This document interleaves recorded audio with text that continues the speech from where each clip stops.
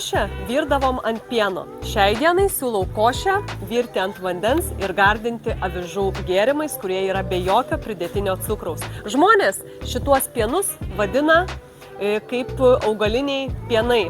Tačiau aš galiu pasakyti, kad tai yra augaliniai gėrimai, avižų, gali būti ryžių, gali būti kokosų. Aš labiausiai mėgstu avižų, jų būna įvairiausių rūšių. Rinkis ir tu, pagardinsi savo pusrytinę košę maistingų gėrimų, kuris bus naudingesnis tavo virškinimo trakto sistemai nei grynas pienas.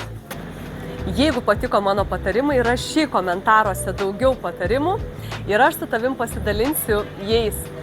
Spausk like, dalinkis su draugais šiuo įrašu, negailėk ir sek mane sveikatai palankus naujienas prenumeruodamas ir sužinok mitybos rekomendacijas, kaip sulieknėti ir išvengti lėtinių neinfekcinių ligų pats pirmas.